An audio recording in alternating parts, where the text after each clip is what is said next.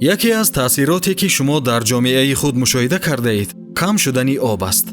тағйирёбии иқлим боиси коҳиши боридани барфу борон мешавад ва болоравии ҳарорат ва хушксолиро ба миён меорад, ки ба норасоии об мусоидат мекунад.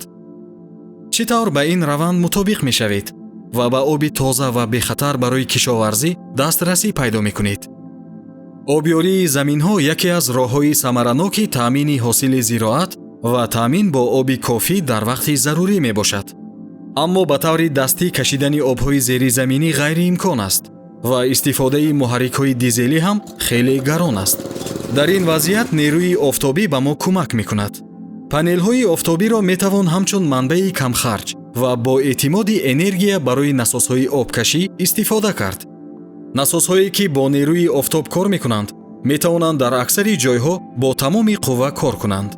дар минтақаҳои гарм онҳо метавонанд тамоми сол истифода шаванд ва дар минтақаҳои мӯътадил бештар дар фасли тобистон, вақте ки оби кофӣ ба зироат намерасад, самараноктаранд. панелҳои офтобӣ нури офтобро ба нерӯи барқ табдил медиҳанд. системаи нерӯи офтобӣ аз панелҳои офтобӣ, инвертор ва батарея ва ҳисобкунак иборат аст. инвертор нерӯи офтобиро ба нерӯи барқе ки барои насосҳои офтобӣ лозим аст, табдил медиҳад. батареяҳо барқи зиёдатиро захира мекунанд ва ба шумо имкон медиҳанд ки насосро ҳангоми кам будани нури офтоб истифода баред. ҳисобкунак ҳаҷми барқи истеҳсолшударо пайгирӣ мекунад. насби панелҳои офтобӣ. оё омодаед ки чӣ гуна насб кардани панелҳои офтобӣ ва истифодаи нерӯи офтобро барои насосҳои обкаш омӯзед? дар ин навор мо ба шумо нишон медиҳем. барои баъзе амалҳо мумкин аст ба мутахассис муроҷиат кунед. қутбнамо, андозагир, метр, ченкунаки обӣ, мултиметр. панелҳои офтобӣ, пояи металлӣ, воситаи дорандаи панелҳо, инвертор, насос, кабелҳои пайвастшавӣ.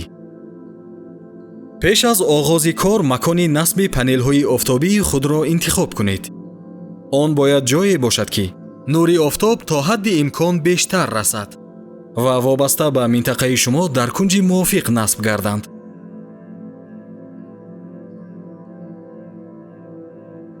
пас аз интихоб кардани макон, боварӣ ҳосил кунед ки он тозаву покиза аст.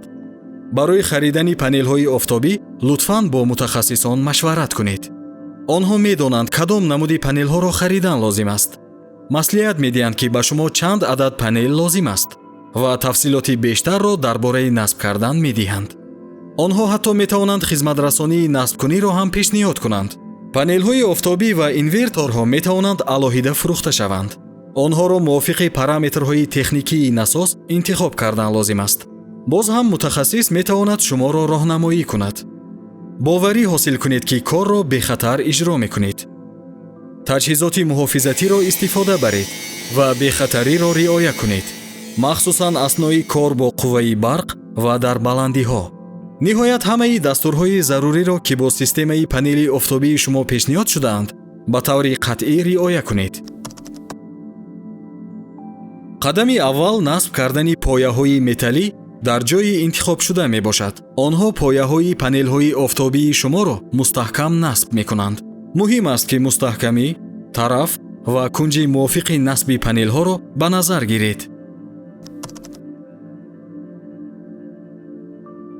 дар ин марҳила панелҳои офтобиро ба пояҳо васл мекунед. боварӣ дошта бошед ки дастурҳоро риоя мекунед ва баробариро бисанҷед. панелҳоро ба ҳамдигар пайваст кунед ва инверторро фаъол кунед. пас аз часпондани панелҳои офтобӣ ба пояҳо, шумо бояд онҳоро бо кабелҳо ба ҳамдигар пайваст кунед. ҳангоми иҷрои ин кор ба қутбҳои мусбат ва манфии таҷҳизот диққат диҳед ва аз мултиметр истифода кунед. баъд аз ин панелҳоро ба инвертор пайваст кунед. дастурҳои дар таҷҳизот навишташударо қатъиян риоя кунед. дастурҳо ба шумо нишон медиҳанд ки чӣ тавр ноқилҳоро аз панелҳо ба инвертор ва инверторро ба насоси обкашӣ дуруст пайваст кунед. инверторро ба батареяҳо ва ҳисобкунак пайваст кунед. вақте ки насб ва пайвасткунӣ ба анҷом мерасад, метавонед системаро тафтиш кунед. Системаро рӯшан кунед ва кори онро бисанҷед. боварӣ дошта бошед ки ҳамаи пайвастҳо бехатаранд ва инвертор дуруст кор мекунад. ҳангоми обёрӣ ба вақт таваҷҷӯҳи хос диҳед. беҳтар аст зироатро субҳ ва бегоҳ обёрӣ кунед. обёрии субҳгоҳӣ ба сабаби ҳарорати пасти ҳаво ва бухоршавии кам ба замин беҳтар ҷабида мешавад. обёрии бегоҳӣ барои то рӯзи дигар нигоҳ доштани намӣ кӯмак мекунад. сатҳи намии хокро мунтазам назорат кунед, то зироат аз оби зиёд ва инчунин камобӣ пешгирӣ шавад. ин барои парвариши хуби зироати шумо ва таъмини оби зеризаминӣ кӯмак мекунад.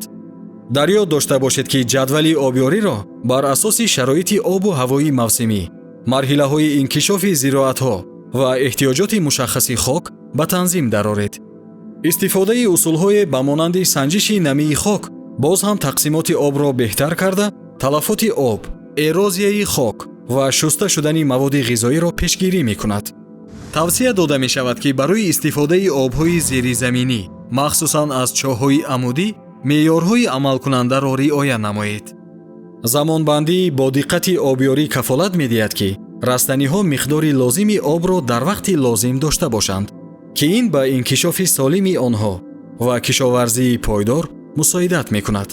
акнун шумо метавонед насосҳои обкашии офтобии худро барои обёрӣ истифода кунед ва ба таъсироти иқлим мутобиқ шавед.